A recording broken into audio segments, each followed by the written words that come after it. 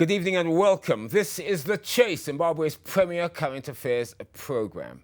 With less than 42 days to go until Zimbabwe's national harmonized elections, political parties are hard at work on the ground throughout all provinces, constituencies and wards in the country, trying to convince you, the electorate, the voter, to vote for them or their candidates. Like most previous elections in Zimbabwe, especially after the nomination court have sat, a raft of legal challenges were filed before the courts, of which most are still pending. Some of these cases may decide who will or will not be on the ballot and could have significant impact on who you can vote for or who you can't vote for. One such high-profile case concerning a presidential candidate, Saviour KASUKUWERE, has already been ruled on by the High Court and immediately appealed to the Supreme Court by the respondent. All political parties in Zimbabwe have also publicly stated and are allegedly preaching the message of peace and tolerance before, during and after the election, something that it is clear citizens will wholeheartedly agree with. We continue here on ZTN Prime, our election series, and I'm once again joined in the studio by representatives of some of the political parties and a representative of a candidate battling for your vote and to win power on the 23rd of August. Our discussion, election 2023. Who is leading the pack? Join me and my guests tonight live on The Chase.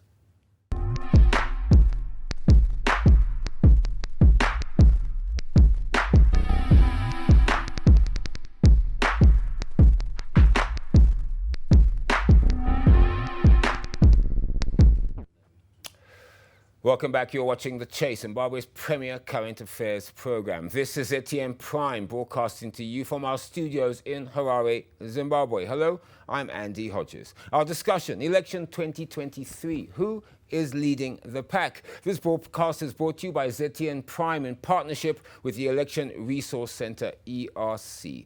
Tonight in the studio, I'm joined by Jacqueline Sande, Saviour KASUKUWERE's spokesperson, Tafadzwa Mugwadi from ZANU PF, and Jacob Mafume representing Triple C. Lady and gentlemen, welcome to The Chase. Thank you. Good evening. Always a pleasure. Now, to my guests, as you know, I will allow you to interject, but please note that here at ZTN Prime, our values are dignity, dialogue, and debate.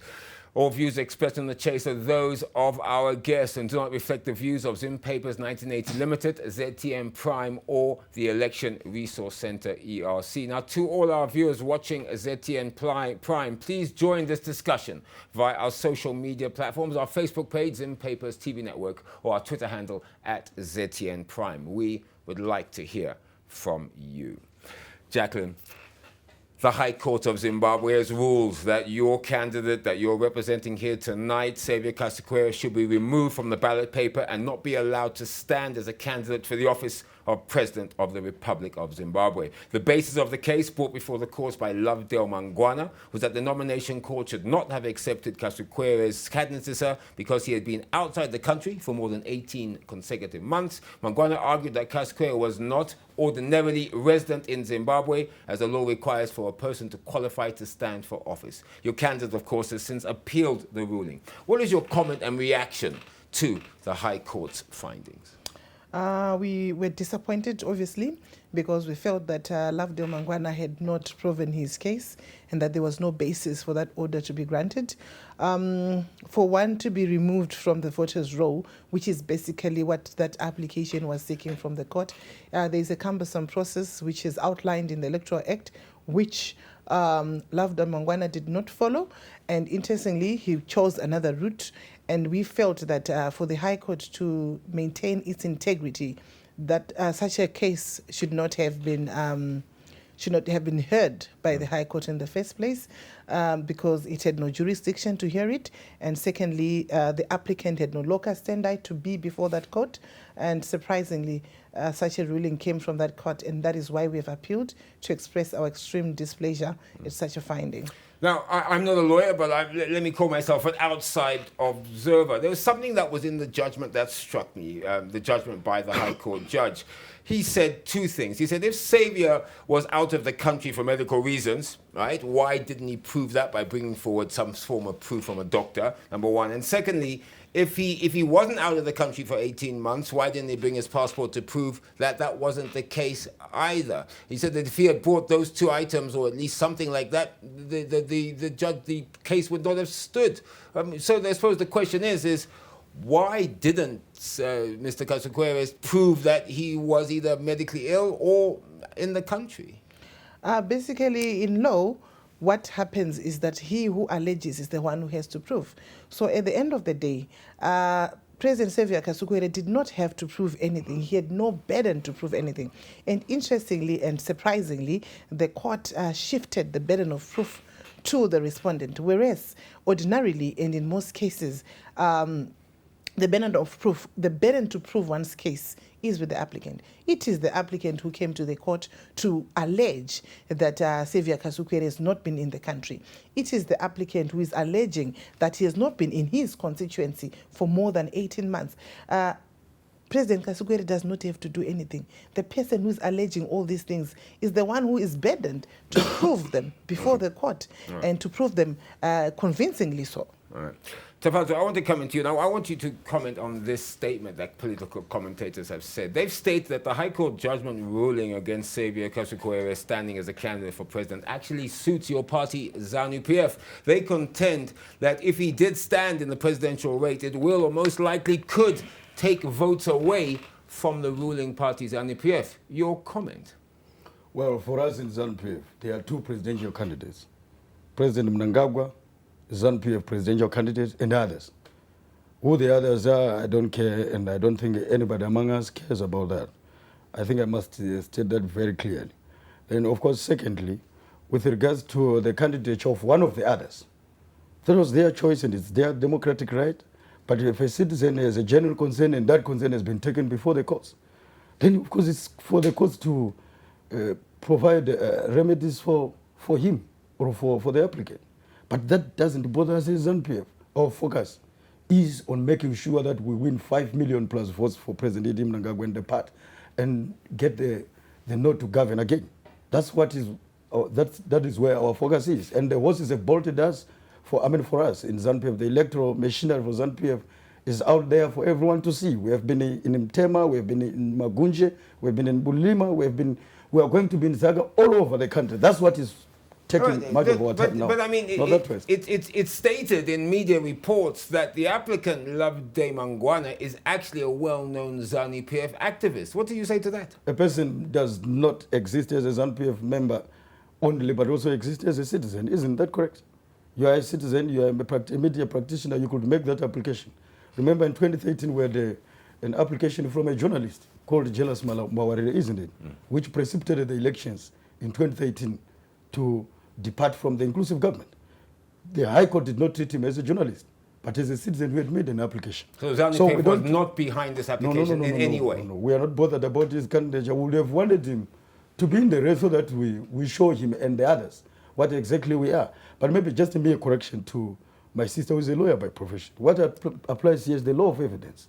When an applicant has proved that your client, the supposed president, as it were, was not in the country for the requisite 18 months or so, and then the applicant has proved that he was not, the onus is on you to prove that he was in, isn't it? There's a law of evidence that applies. The burden then shifted to you to say your client was in the country, not to say then, I'll bring in Jacob now, but Jackie, maybe to interject on that point, it is not correct to say that Lavde Mangwana managed to prove the absence of Xavier KASUKUWERE from this country. What he really did was to allege that he is not. Is he anywhere between Zambezi and Limpopo? Could you prove that? This is what the court wants, but you can't prove that. Even if he was not in the court, in the country right now, it does not conclusively prove that he has not been in the country for the past 5 years. Okay. That burden lay on Lavde Mangwana. He did not discharge that burden, and therefore that High Court ruling is fundamentally wrong. Let me bring in Jacob, if you don't mind,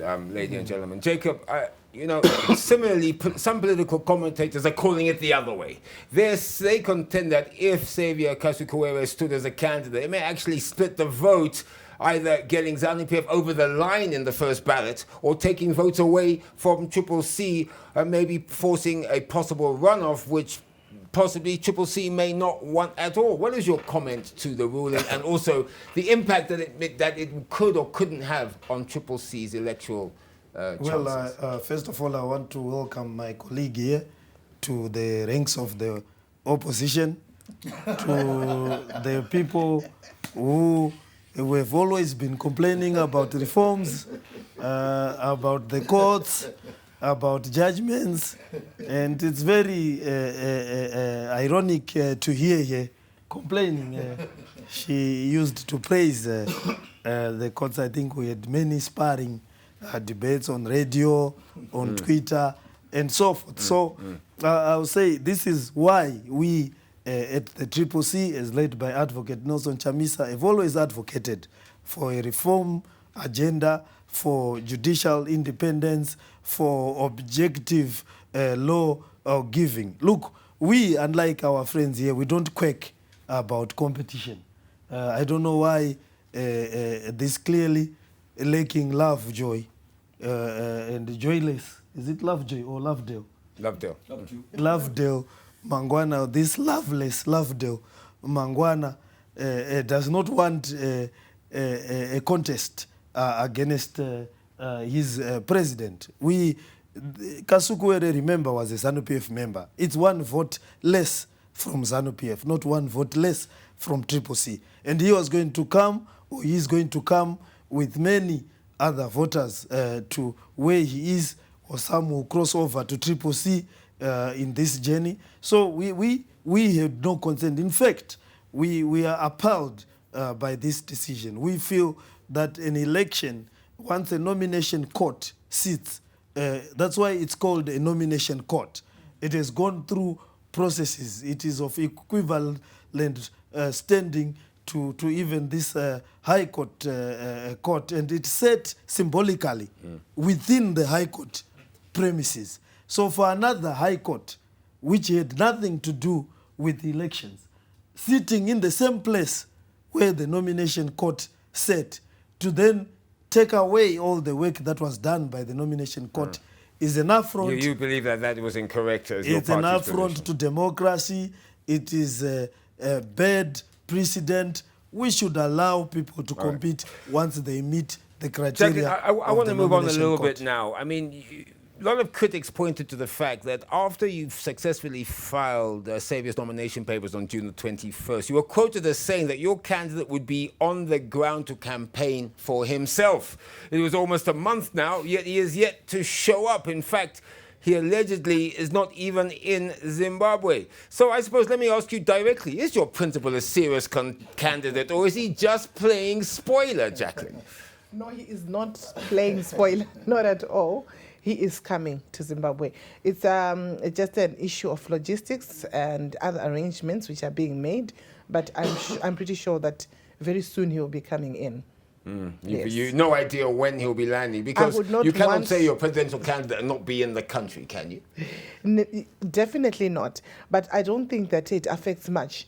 I've seen that we've gained a lot of traction since we filed our nomination papers, and a lot of people have come out to show and express their support. And yes, indeed, it would be ideal for him to be here in the country, but we should also remember the reasons behind his departure in the first place, the manner of his departure. I think a court case was conducted at Rotten Row, and a whole court went to his house to do an inspection in loco, and they saw for themselves, and they were convinced about the circumstances leading to his departure. There were bullet holes in his house, and he was acquitted following that trial.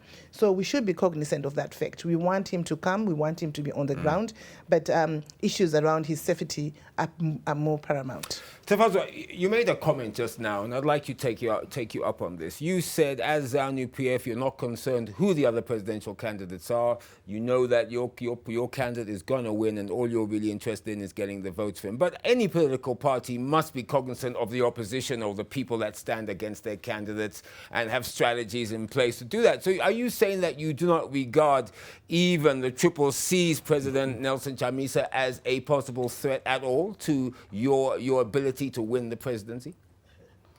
We have an indomitable presidential candidate in President Mnangagwa, to whom we trust. not only ourselves in the party, but even the generality of the people of Zimbabwe. He has given us a track record. The footprints of the Second Republic are everywhere for anyone to see.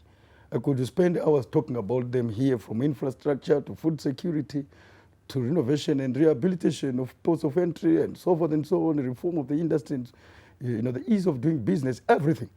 It's so much that we can talk about.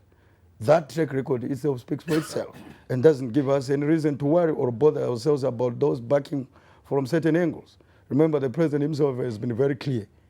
A barking dog cannot stop a revolutionary train moving. We are colossal. We carry the people of Zimbabwe on our shoulders. We have carried them for 43 years. And even so, through thick and thin, in drought, in the rain season, in hunger, in poverty, in richness, in wealth, we are carrying the people of Zimbabwe. We live among them. We remain with the people.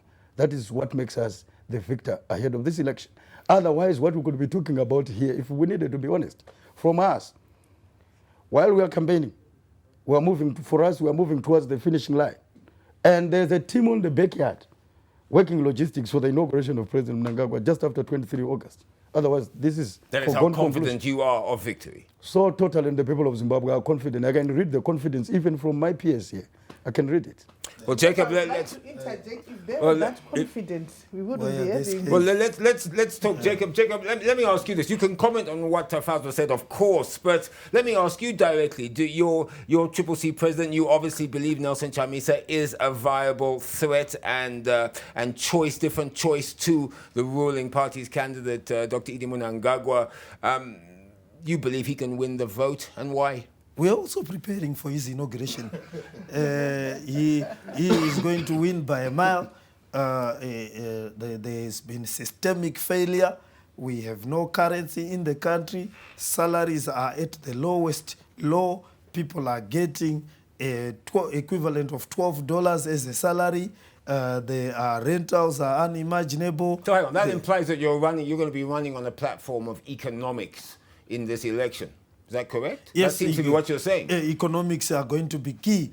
We have removed the dignity from the Zimbabwean worker. The farmers are not getting their US dollar value. They are getting RTGS.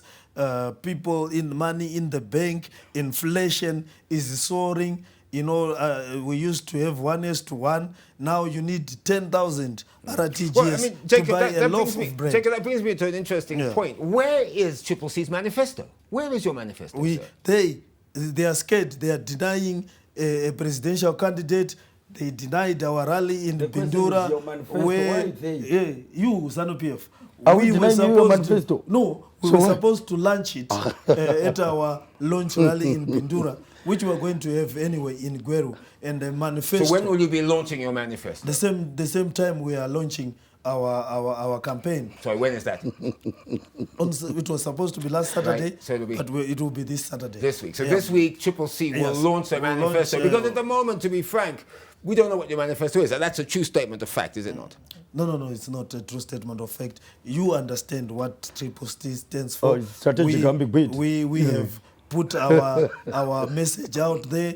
We are very clear on what needs to be done on the economy, what needs to be done on the morality, what needs to be the vision of the great Zimbabwe that we are going to be having. Jackie, I want to bring Jackie in. Jackie, in the event that Xavier is allowed to contest or clear to contest in the election as president, I mean, we're only 40 days away or just over 40 days away. And obviously campaigning plays a major part in getting your message across the electorate to convince the 6 million, 7 million registered voters to vote for him. How are you going to sell his message or your message to the electorate, or what some may call your base? We have been selling the message. You are aware, the presidential campaign, though yes, we are campaigning for one man to be elected, it's beyond one person. And the strategy that we have adopted has been working very well for us, spreading the word to the grassroots. It's pyramid strategy where we were saying that the message is to cascade down to the roots. Could you expand on that more? How is that working? how does it work? Each and every one of the conveners has to get 40 people under them. And those 40 people, their target is to also each person get 40 people. So that way it's a structure, it's a pyramid which flows downwards. And the response has been amazing. Okay, because that means that you have an independent presidential candidate, but you don't have any political structure underneath it. We don't have any political structures underneath, but we do have some independent candidates vying for MP positions. And through them and through many others, we then get what we call conveners. We have a national convener, we have provincial conveners, and each and every one of them has got a target number. We are targeting it in such a way that we should know before election date how many votes we are going to get per polling station. So it's very much mathematical and it's very much structured.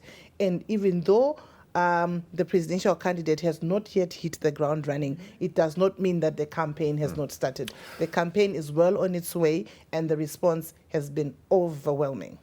Right, it's time for us to take a breather. You're watching The Chase, Zimbabwe's premier current affairs program. Our discussion in election 2023, who is leading the pack? This broadcast is brought to you by ZTN Prime in partnership with the Election Resource Centre, ERC. Now, after the break, I ask, is Triple C in disarray? How did the so-called main opposition party fail to field candidates for some seats, or in some cases proffer double candidates to voters? Is ZANU PF using the courts to ensure that problem candidates are removed? And do the numbers show that we will have less women and youth candidates in the election than 2018? Don't go away, The Chase. We'll be right back.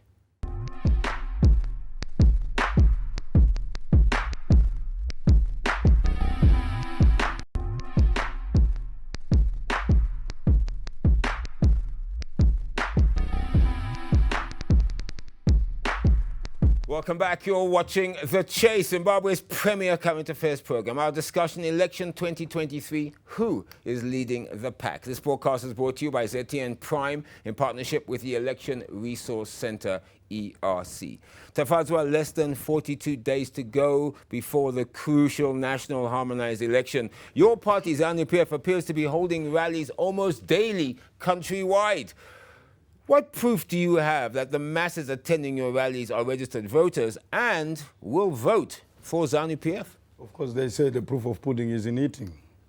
The results shall be announced on 23 August. But of course, one strong indicator, I think you have seen it even yourself. They come for chicken in. May I proceed? No, we can proceed. Thank you very much, Modern. No, in ZANU PF again, unlike them, I think I feel pity for my colleagues, and particularly my sister Jacqueline Sande. She comes from the Samaita totem, the Duet totem. Actually, here she's supposed to be my bloody sister. We come from the same totem. Not so long ago, she was part of a structured organization. And it was good for her to speak eloquently about what the next thing it was going to do.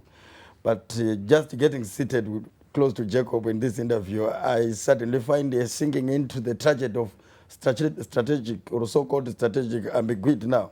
Because exactly what you were trying to explain, my sister, in terms of how we are mobilizing, I failed to grasp it completely. And I'm trying to imagine if a person like me could not. How about an ordinary Zimbabwean? But for ZANU PF, unlike them, we are a structured political organization that is mathematical and scientific and methodical and quantitative in our mobilization and organization. Remember, one thing that President Mnangagwa has done fantastically well as the president of ZANU PF now is to take the party back to the people. There is a strong sense of ownership of the party by the grassroots. Remember, the party now begins at the cell, and we are strengthening the cell, which is the foundation of the party. This is where the people are. And the policy of ZANU PF, what is making us much more confident, is that we are not telling people to come to us. We are going to where the people are. And that is why there is a lot of enthusiasm in this election. There's a groundswell to vote for ZANU PF, is there? Yes. Numbers don't lie after all. Jacob, let me ask you now, in contrast to ZANU PF, by all accounts, Triple C does not appear as yet to be holding many rallies across Zimbabwe. In fact, critics contend, and I quote, that you are conspicuous by your absence. Is this a sign of supreme confidence or supreme folly? They are banning our rallies. The rallies with the most number of rallies that have been banned.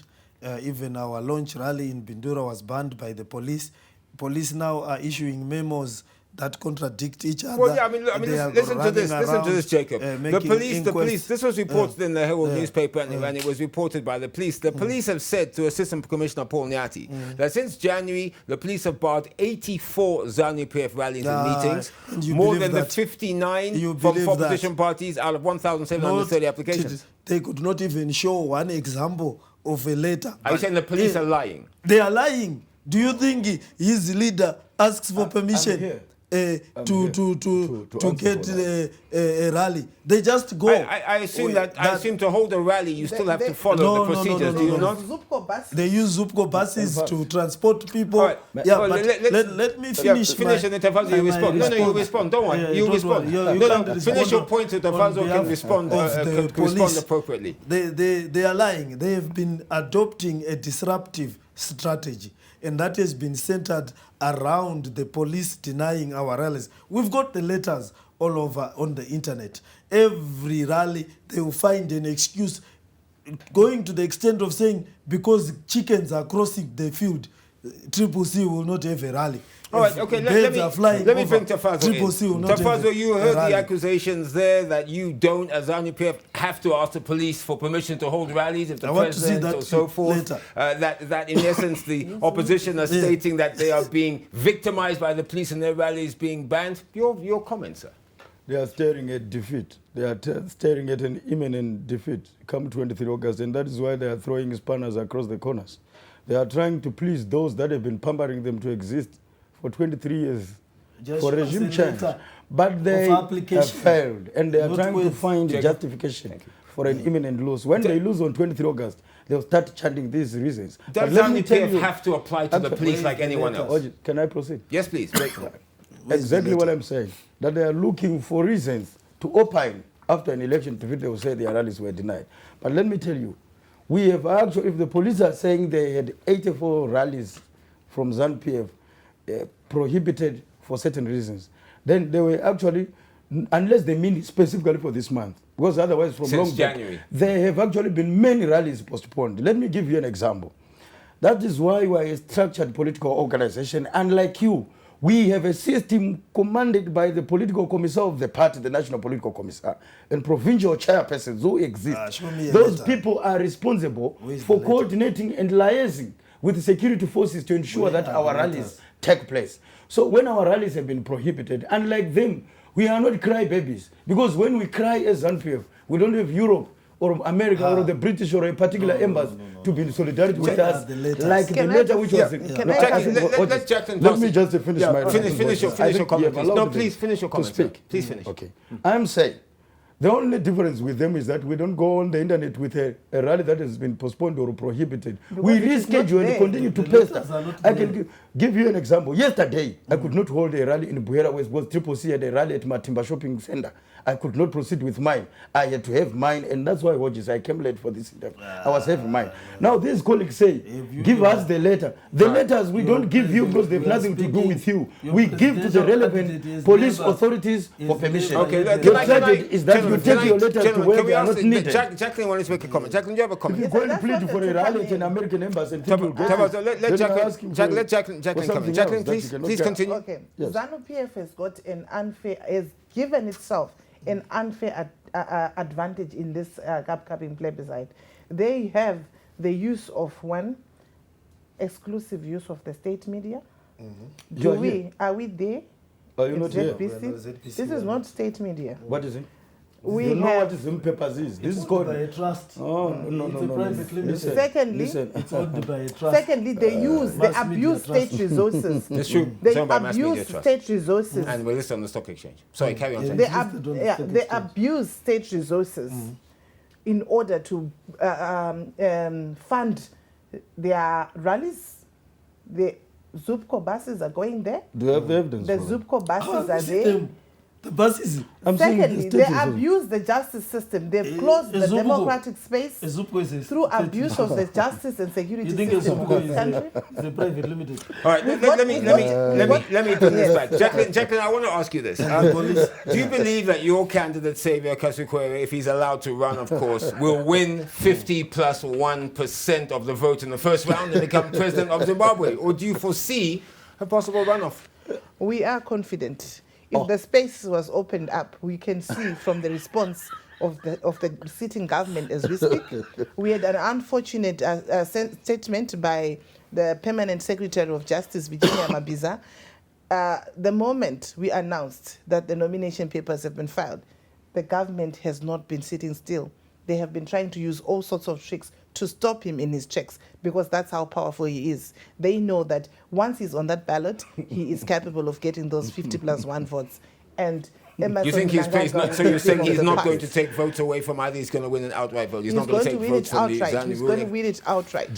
Jacob, I want to move to a fact, something that is worrying, and we need a little bit of explanation about, particularly the media reports. They point to the fact that Triple C has double candidates fighting for same seats in some areas. They point to alleged reports of Triple C leadership instructing candidates to withdraw or face censure.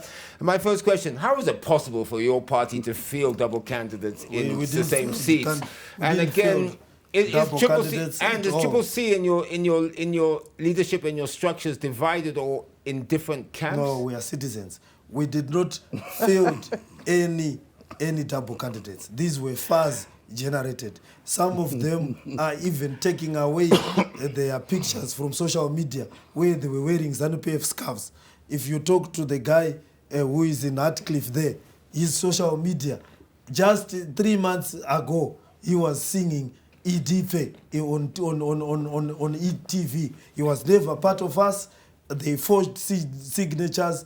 The police are looking for them. Some of them had the temerity to come to the meetings of ZEC, and they were arrested. We have got single candidates. So let me ask you this other question as a follow-up then. How then was it possible for you as the main opposition to not field candidates in some council seats throughout the country? I mean, I believe the number ranges between 52 or 92, depending on which media. 92. We're fielded in 210 constituencies. We're fielded in 1,900 but you are short 92 seats. We have fielded on all the lists, council, parliamentary, and so forth. So, but I'm told you have 92 council seats that you haven't fielded. Yeah, but what we have done is phenomenal. We've got over 3,000 candidates. All right, now I need to take a break, but Tafadzwa, let me hear from you. So you cannot count the few that were prevented by the chicanery. So, please comment, and I have to take a breather. What was your comment? You know, Hodges and Jacob, I think what is good for a political party that is eager to grow to the stage of ZANU PF, it is to introspect yourself and look at your problems, confront them directly. I have been on the ground. I'm a director of the ruling party who is not coming from headquarters, but who is coming from the grassroots and witness the nomination process at every level. Now, let me tell you, Hodges. Now, ZANU PF has 92 physical, uncontested local authority seats already before the election took place. He cannot deny that. Look here. Then, in terms of nomination, in terms of party list, the proportional list, 30% for women in every local authority. The 10 local authority women on the party list for Buhera district as a whole, ZANU PF won all the 10 because Triple C failed to single or fetch or find a single woman to contest or file their nomination papers. This is a clear fact, matter of fact, that you can check with the ZEC. So I don't know why Jacob is eager to lie and to win his life. It is time for us to take a breather. After the break, I am going to come and talk about the women's quota as well as youth and persons with disabilities. You're watching The Chase, Zimbabwe's premier current affairs program. Our discussion, election 2023, who is leading the pack? This broadcast is brought to you by ZTN Prime in partnership with the Election Resource Center, ERC. Don't go away, The Chase. We'll be right back.